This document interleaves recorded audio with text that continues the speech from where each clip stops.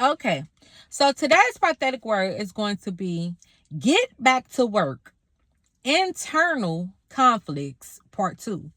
Hey, I say. Okay, so where we last left off at is, hey, we are reading about in Nehemiah chapter 5, verse 4. And we are talking about the reasons, I say, why there's strife.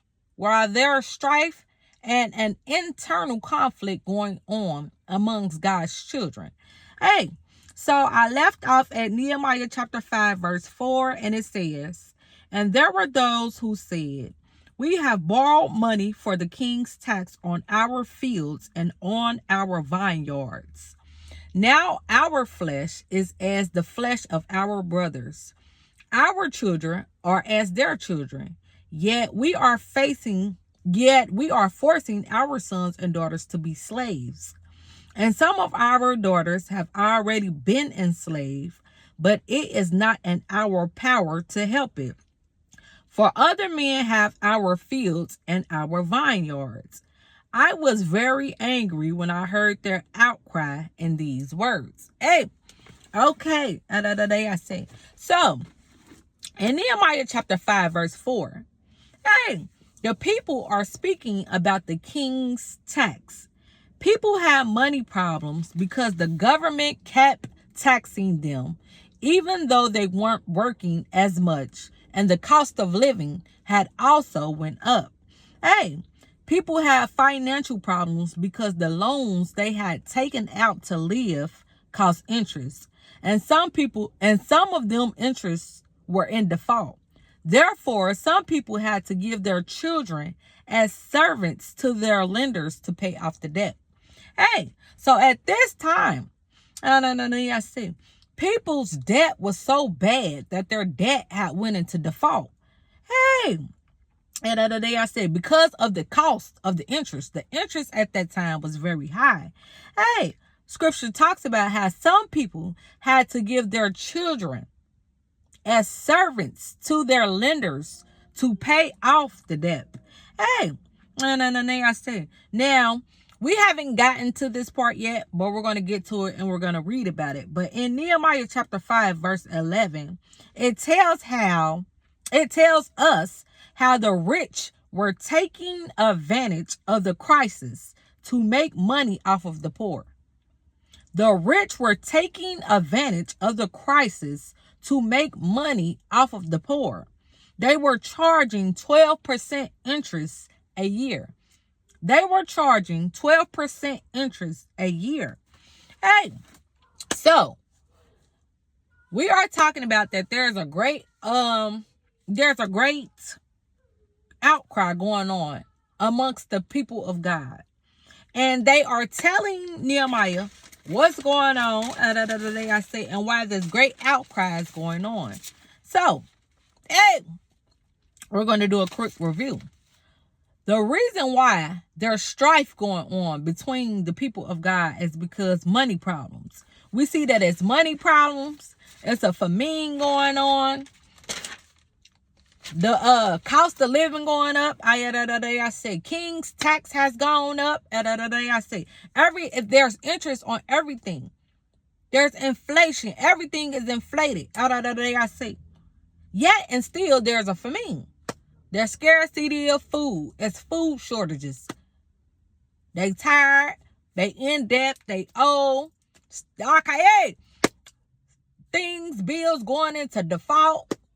They mortgaging off their fields. They mortgaging off of their houses.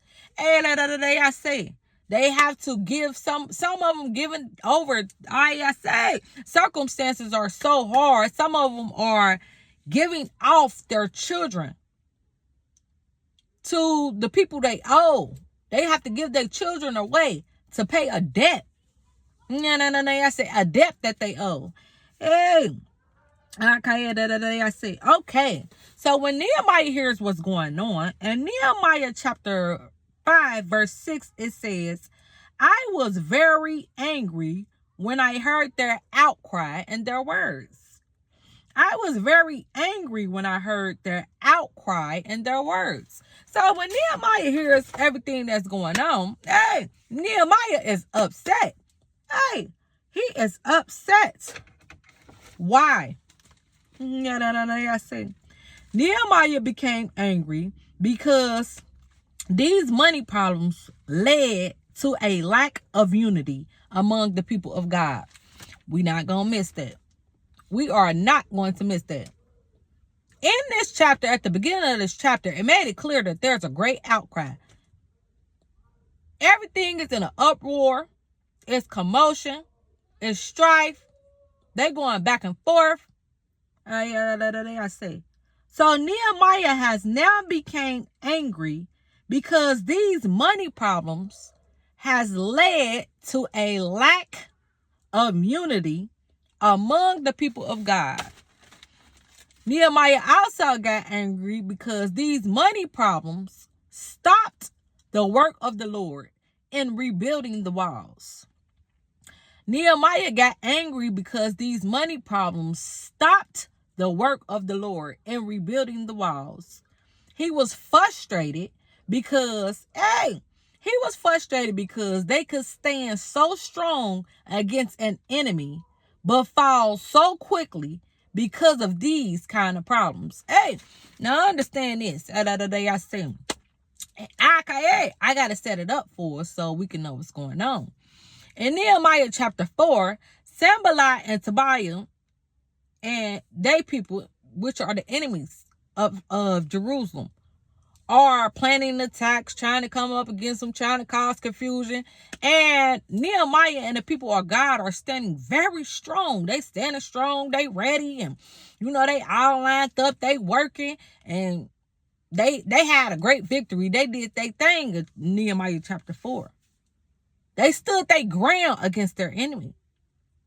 Now, and Nehemiah, just as quick as, they stood on business, in Nehemiah chapter 5,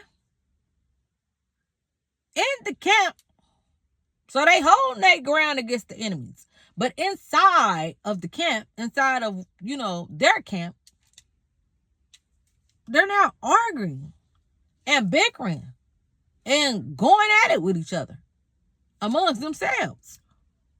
And now Nehemiah is angered because here we is worried about trying to stop our enemies, making sure our enemies don't stop the work of God. You mean to tell me that we are now stopping the work of God because we too busy arguing and bickering because of money problems, because of the famine, because of the cost of living going up, because of king's tax.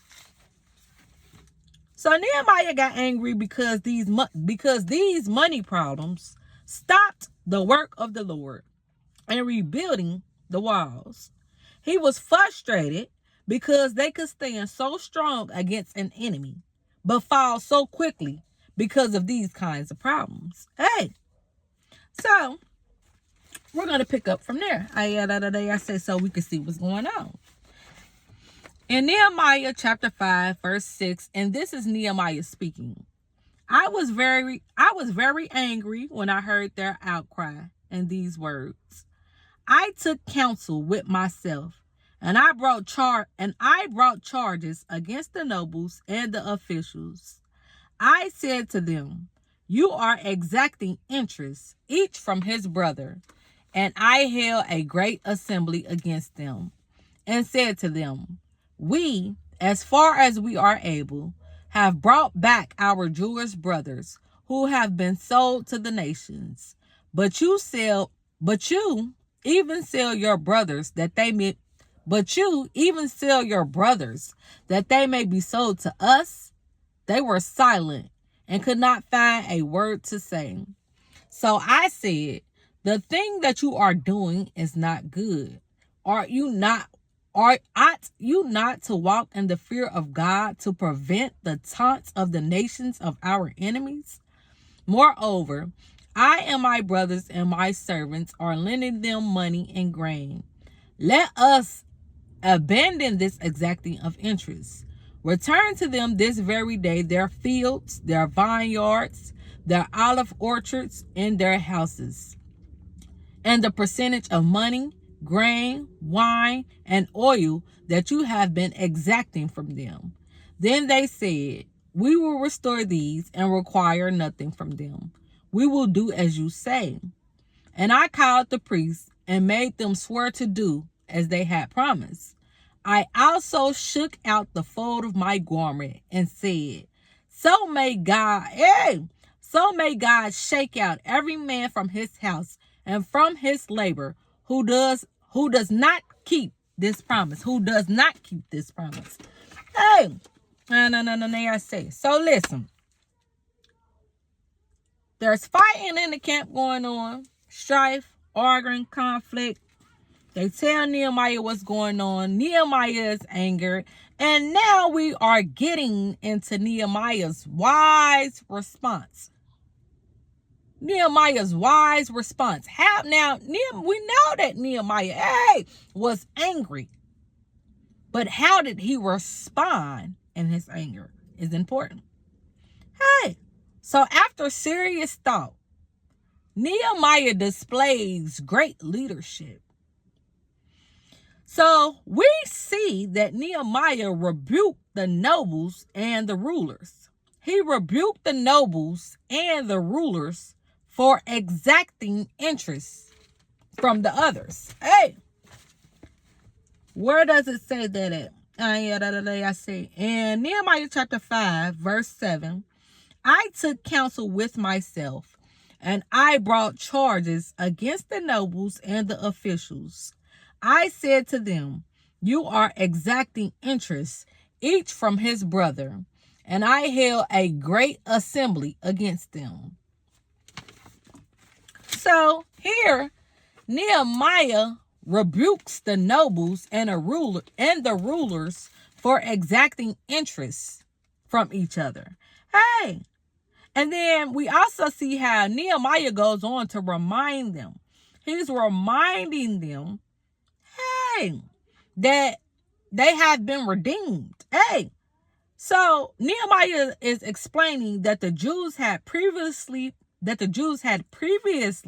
been sold as slaves to foreigners, and that it was certainly wrong for them to be doing the same amongst each other due to they couldn't pay off high interest loans. So Nehemiah is explaining that the Jews had previously been sold as slaves to foreigners, and that it was certainly wrong for them to be doing the same amongst each other due to that they couldn't pay off high interest loans. Now I say one of my favorite parts is Nehemiah questions their integrity. He questions their integrity. And I say. In Nehemiah chapter 5, verse 9, he says, so I said, the thing that you are doing is not good. Ought you not to walk in the fear of our God to prevent the taunts of the nations of our enemies? Nehemiah questions their integrity.